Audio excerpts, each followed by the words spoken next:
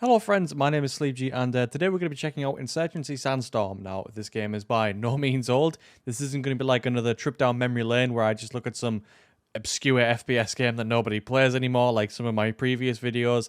This game is still popular and pretty much everyone knows about Insurgency by now, but it's maybe not as popular as it should be, and I really mean that. Insurgency 1 is probably the finest use of the Source engine that I've ever seen, barring Titanfall and Apex. Because, I mean, yeah, they are Source games, but they weren't really developed with the same scrappy indie spirit that Insurgency 1 was. You know, if I press the tilde key, I don't get that classic Source, like, console menu, you know what I'm saying? Now, SANDSTORM is made in Unreal Engine 4, which is a big clarification that I have to get out of the way. But without further ado, let's get into the video. Here we are. Alright, so we've got the customization for the characters, and I will say that I have already played this game, like a fair bit. I've not enough to, like, know the game inside and out or anything like that. But yeah, like, I've had this game for quite a while now. I've played a fair bit of it. I've already got some tattoos for my character. But that's about as far as it goes, really. Alright, well, let's go into Versus. Limited time playlist. Hot potato. Shotguns only? Alright, okay. Alright, I'll give that a go. So, right away, I do have to clarify, as I said earlier, this game is made in the Unreal Engine, and I can't imagine how hard it must have been for them to take everything that made Insurgency 1 what it was fundamentally, pick it up, and then put it into, you know, a different engine altogether. Yeah, like, I understand game development quite thoroughly, and I know, like, how things can go wrong when you try and port a game to a different engine with a different toolkit. Especially, you know, if you look at the Deadlinger video, it's very clear to see how wrong things can go. This is not the game, this is my computer. But you know, New World Interactive took a bold leap by choosing to put this game on Unreal Engine 4, and the results of their efforts are certainly on display here. This game looks gorgeous.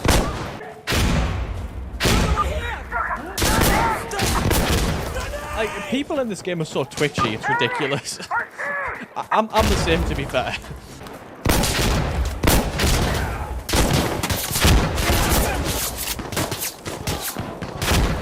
Bro, how are these guys using shotguns like fucking sniper rifles? Hello? Goodbye? Hello? Goodbye? God, yeah, like, these environments really are just so well done. Like, there's such a clear, like, visual consistency in, like, the quality of the assets. You know, like, nothing feels out of place. To be fair, this probably is aided by the Unreal Engine. You know, like, if we're strictly talking about visual fidelity, then the Unreal Engine certainly has a lot more capabilities than Source Engine. I think that's probably one of the reasons why they decided to switch over. But it's not so self-evident that the Source engine, you know, can't be used to get visuals like close to this. I mean, you look at Insurgency 1 and, like, you know, I already spoke about it a little bit earlier, but Insurgency 1 really is a good-looking game, all things considered.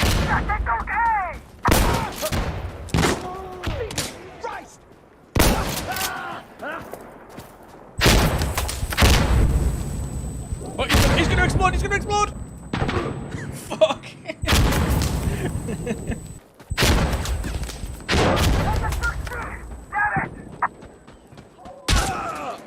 I seen him. I literally looked straight at him.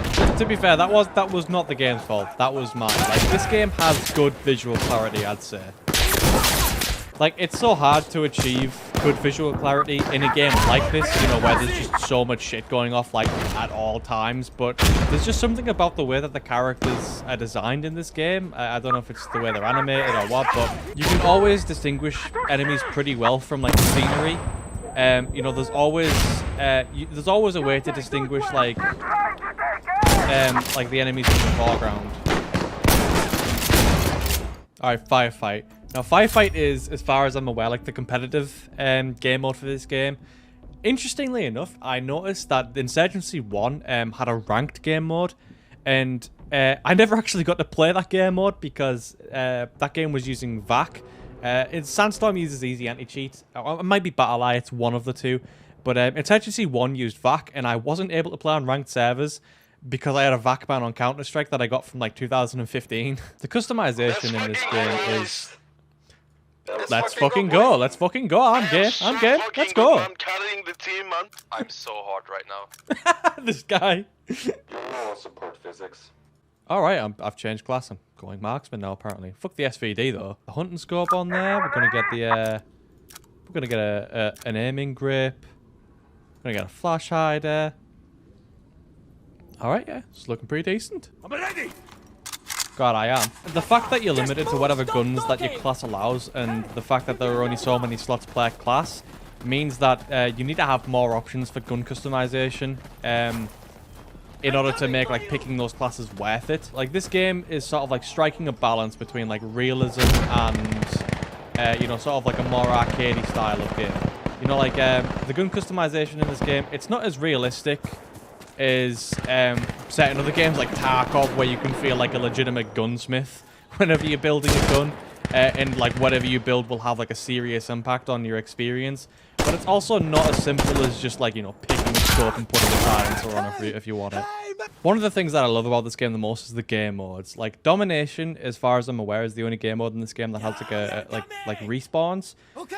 The rest of the game modes use like a ticket-based respawn system, right? So like you can only respawn when your teammates capture an objective, for example. And it works in this game's favor so well, right? Like because the gunfights are so intimidating, like, and you know, you can just drop at like the click of a button, like pretty much literally. You can't just like run into a building without any sort of like mental preparation and just expect to clear it like that. I just died because I was careless and I was just running around like without any consideration for my environment. And because you can die like so easily in this game and the gunfights are so intense, every kill that you have has like a weight to it, right? Like every time you kill someone in Insurgency, that's one less person that's going to go for the objective this round. And that is until, of course, that everyone respawns if someone else captures an objective. But if you manage to get like a couple of kills in a row, then you're actively like contributing towards your team's chances of winning the round. You know, you play Counter-Strike and you die, and you know there's always just next round. And you play Tarkov and you go into a raid with a bunch of gear and you die. You're never seeing that gear again. You know, that gear's getting taxed and you're never going to get another chance of that engagement again. And so this game is like once again just like trying to strike that like perfect balance between like realism and arcadey. Like there's still a punishment for dying in a firefight, but it's not so punishing that it's off-putting, and it's also not lenient enough to the point where you just don't care about dying at all. You know, speaking of Tarkov, like I come from a background where like most of the games that I played as a kid, FPS games specifically, I like sort of like arcadey games. Like Halo's really arcadey, Counter-Strike is pretty arcadey. Siege, you know, Siege is like a good blend of like the two styles, I'd say. But it's still a lot more of like a game than it is like a sim. Hello? What a fucking beast, bro. Oh, I had a sniper too, fair enough. Like I've played like a lot of like these sort of like heavy realistic like physics-based shooters. Like I think that's like an appropriate term to use for them. And typically I just find them like really slow and boring. Like Tarkov is the exception, but in Tarkov it's the engagements that make that game fun. You know, it's the way that the engagements play out, and it's what's at stake when you get into a firefight in Tarkov. That's the real meat and bones of the game for me. You know, I played a lot of Arma 2, played a lot of Operation Flashpoint. I now work for the company that made Operation Flashpoint. Just saying. Come on, peek up. Oh. This 7x scope is probably a bad idea coming down here.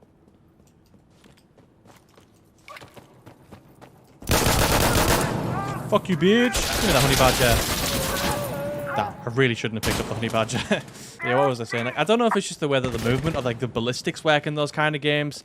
I do just typically find them like really boring and slow. I think maybe it's just because I just have a limited attention span. I just much prefer the fast-paced, like, head-clicking action of Counter-Strike or what, but Insurgency is, like, the perfect blend of, like, arcade and realism, you know? Like, in terms of movement, you're not bunny-hopping around the maps like you are in Counter-Strike, but you move with, like, a reasonable level of speed. The guns also aren't hit scan, but like bullets certainly do go where you want them to, like generally speaking most of the time. I don't know, it's hard to describe exactly how this game blends the two styles of game, but I'm just hoping that the gameplay speaks for itself. Oh, hello. Jesus fucking Christ. God, the gun sounds are so well done in this game too. Like, I spoke earlier about like this game's like visual clarity, you know? like being able to distinguish enemies from like the foreground kind of thing. And I think audio definitely plays a big part in that too. You know, like it sounds a bit stupid to say, but like we can definitely see with our eyes. And if you've ever played Tarkov or Counter-Strike, you'll know exactly what I mean. You know, sound cues can be pivotal in a tactical first-person shooter game like this. And you know, me and my friends, whenever we play Insurgency 1, we used to joke about it being like a PTSD simulator. Because, you know, you'd hear just these, like, such realistic bullet cracks and traces, like, fucking whizzing past your ears and shit. And, like, whenever you'd get shot at, your guy would just start screaming out, like, oh, God, please don't let me fucking die. And it just used to be, like, it was unlike any other game that we'd ever played before. You know what? Speaking of the game's audio, I've got an M1 Garand, and I haven't even had the ping yet. Hold on. Oh, there it is. The ping is so satisfying. Up here? Yeah, this seems like a decent enough spot. I guess. I have no idea if anyone's even going to come down that street, but... you know, considering that I'm on like a white hill, I'm probably going to get silhouetted to fuck out here. Maybe not. Maybe not. Jesus, we're losing all of them, aren't we? All C's like right here. Get out of my point.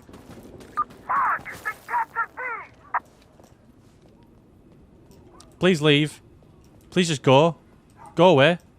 Leave this place now. You idiot. So, like, in case you don't know, when you speak in this game, like, the enemies can hear it. It's proximity based, which I really like because you can talk to the enemies in the middle of the game. It's really cool. Come on, Quaker. Let's go, son. Let's go, champ. Don't know why he's got a Makarov when he could just reload. He was trying to make a big play there, but it was just... he had so many other options. I almost shot my teammate. That's what I'm talking about, man. You see people in this game, and like... oh. No. Okay, that's a worrying sign. Why? Why did I turn the corner? I should have just stood somewhere. Let's play a game of Push. I know Push is a bit more like it has more respawns. No, Push is a bit more like rushes in Battlefield, if I'm remembering correctly. Probably not though, because I'm a bit of an idiot. I would like to do a video on Battlefield next, actually. I think that's where I'm going to go. If you want to see that video, make sure you fucking subscribe. I think I hear them coming. I don't want to be here. Hello? Hello? Fucking popped like a watermelon, bro. Where you going, bitch? You ain't going nowhere.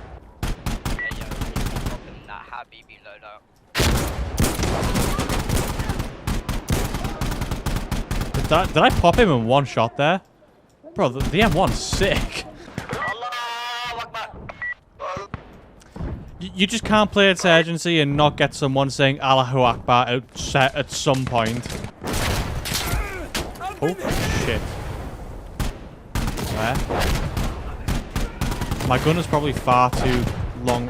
Wait, no, never mind. I was gonna say my gun's it's probably far too long range to even have this this firefight, but apparently not. 1 second, 1 second. Fucked! Get fucked!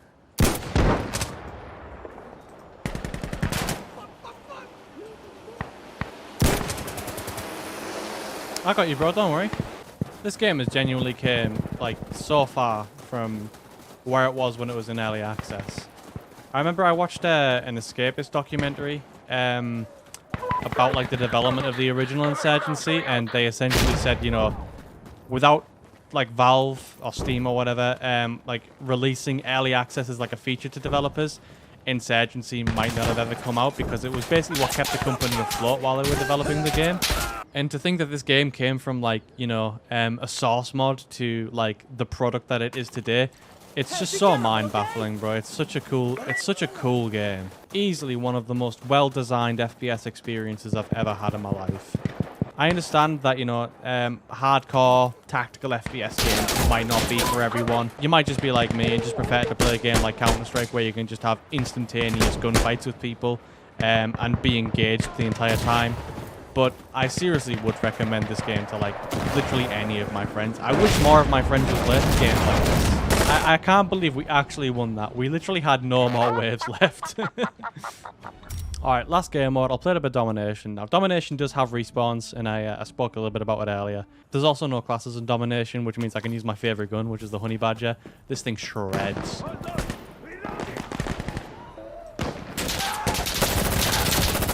Yeah, fuck off. Oh my god, what a shot.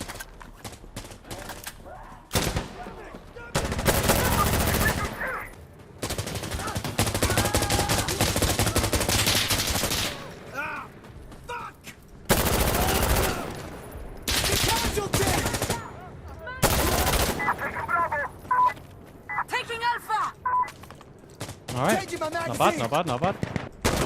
I really feel like the aiming in this game is like uncomparable to like any other game I've ever played. Like it's fast and loose. Like the game really doesn't have any sort of like drag with any of the weapons. But it's also not as like twitchy, if that makes any sense, as a game like Counter-Strike. I've got a lot of comparisons to Counter-Strike, but you know, I think it's only natural, purely because, you know, you look at the original Insurgency and it was basically like a realistic answer to that sort of gameplay formula. Okay, we're taking Charlie now. They took Alpha. Stop shooting me, fuck! Jesus Christ! Oh, Christ, hello? Where? What the fuck, Houdini? What the shit? They got Bravo. I'm based.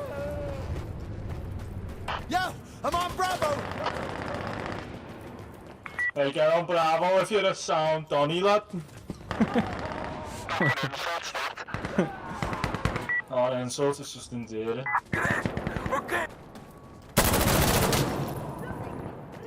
No way. No way I killed my teammate there. I don't think I did, but... Alpha secure. Fucking too right it is.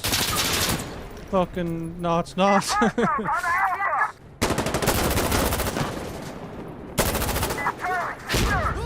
Shit. Shit.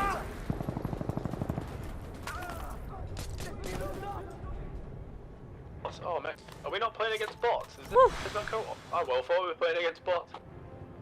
No lad.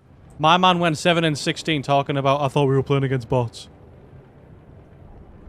No, I mean I genuinely thought we were playing against bots. Yeah, right, sure, bro, whatever. Anyways, that's going to be it from me, guys. I've had a ton of fun playing this game. This really is a blast of an experience. If you can get your hands on it, I really would recommend it. I'm not sure how much it is on the Steam store right now, but it goes on sale fairly frequently. And you can occasionally get like a free weekend every now and again. But yeah, please do check this game out. I would love it if more people got into this game and it became more widely known. More widely known than it already is, that is. Thank you very much for watching this video. Please do consider leaving a like and subscribing if you haven't already. I'm very close to 1,000 now, and then it's just a home stretch to 10 right after that. So again, thank you very much for watching, and I'll see you all again soon.